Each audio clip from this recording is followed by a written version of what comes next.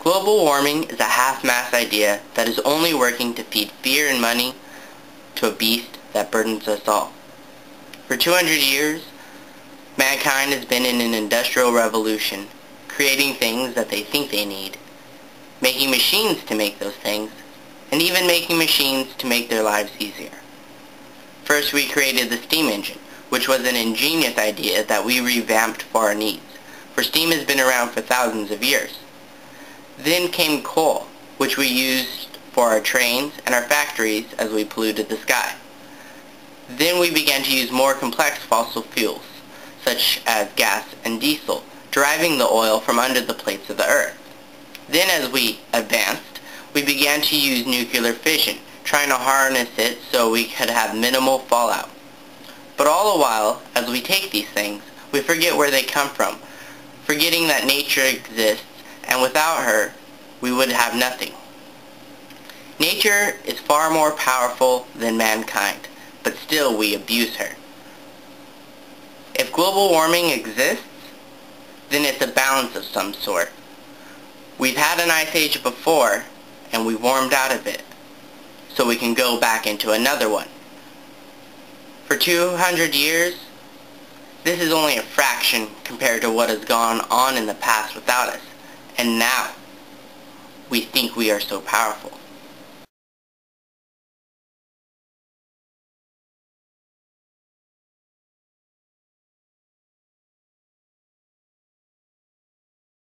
Volcanoes have displaced more CO2 over the course of the Earth than the entire Industrial Revolution. For when a volcano first erupts, it emits a funnel of ash up into the sky, which covers the skyline in a blanket of thick, heavy soot. This soot does not allow the sun to penetrate it, nor does it allow any healthy rain to reach the ground. And that's just before the magma reaches the surface and becomes lava. When the lava comes down the mountainside, it burns everything in its path. It burns vegetation, structures, and any poor soul caught in its path. And all those three things that burn all go back up into the atmosphere and add to the heavy blanket. Now, one volcano eruption is more powerful and emits more CO2 than 9 nuclear warheads going off at once. We do not know when a volcano is going to erupt, but we do know when it does.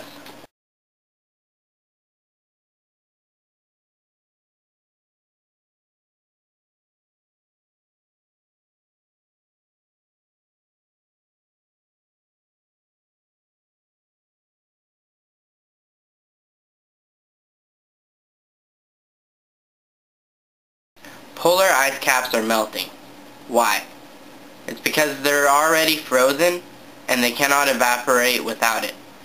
So since we know nature is a balancing act within chaos, we should be able to find places that are increasing in heat while other places are decreasing in heat. This is called cause and effect. But then why do they call it global warming if some places are warming up and other places are cooling down? Isn't global warming a global pandemic of the earth warming up? They do have a word for that, and it's not global warming. It's called nature. And we seem to think we're affecting nature, which we're never affecting nature. Though I do feel bad for the bear and the melting ice because they do need each other.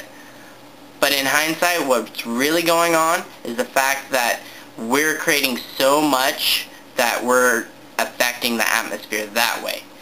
We have vast urbanization that causes all that asphalt we've built to retain heat. So when the night comes, the heat as it escapes a lot slower than it would from the natural ground.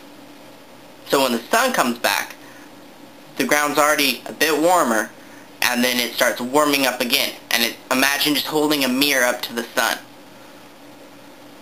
Now that and deforestation is adding to an overall destabilization effect which nature's having to adapt for. I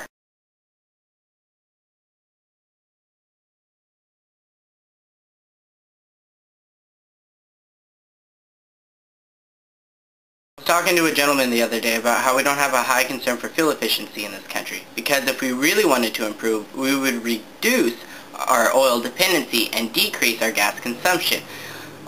All the while, increasing our miles per gallon that our cars use. But we would have to understand that gas is made from oil, and oil is supplied by people who are trying to make a profit. And they want to sell more oil to make more of a profit. So why would they want us to reduce? As I told him this, he told me he used to own a car in the 70s that was a little Nissan truck that got 50 miles to the gallon while gas was under $1. In correlation to today, the cars that get 30 to 35 miles a gallon are dismal. So all those cars, they sit out there polluting, getting low miles per gallon as they warm up in the sun and the asphalt. All they do is make you and nature sick. There's a problem, but a problem's only as good as a solution. Where's the solution? Well, the solution's in the people. Because the oil companies don't want you to know about things that'll make the environment better because it'll make less money for them. So the people have to push it forward. And who makes it? The people. There's an inventor who's a welder by trade who created a torch that can run off of water. The only exhaust it gives is pure water. It can burn through tungsten, and you can hold the tip of the torch without burning yourself, as it burns hotter than the surface of the sun. The actual flame does. As well, a Japanese company named Nikon has built a magnetic motorcycle that goes 0 to 80 in 6 seconds silently. And this is just a few of the things people are doing to make more efficient models and less pollution by other means of energy.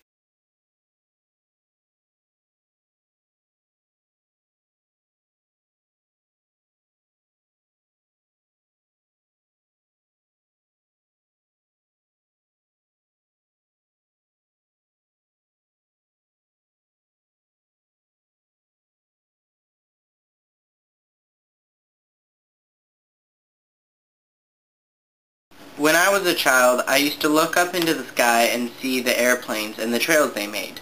I used to call them skyscrapers because they looked to me like they were scraping the sky. Because when you scrape your arm with your nails, they made the same type of track. Now, I call those skyscrapers as well as I call the buildings skyscrapers. But as I grew older, I realized only the buildings are called skyscrapers, and those trails aren't called skyscrapers. They're actually called vapor trails. Now, when I began to question this, I realized that why is vapor lingering up in the atmosphere? Why isn't it evaporating? Yes, it's already vapor, but clouds condense and form, and then they migrate and spread rain throughout. How can it be vapor unless it's vapor chemicals? It's exhaust. And that's when I realized that what we're doing is we're taking exhaust that comes from a high turbine fuel and injecting it directly into the atmosphere and polluting nature that way.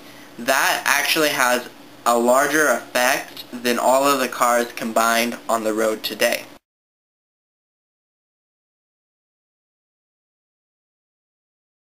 In conclusion, nature is more powerful than mankind will ever be.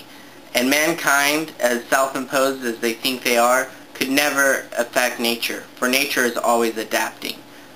Nature is the one thing that will always rule over us. For instance, anything we get it from nature. So how can we destroy something that's giving us something? We can pollute, but what we're doing is not causing global warming, though we do need to be aware of how we're polluting. We can save energy, we can reduce our consumption. There's numerous things we can do. But whenever we see it, it'll say, hey, to us. And that's when we need to pause, flip off the light, pick up the piece of garbage, or even take the time to create positive well-being.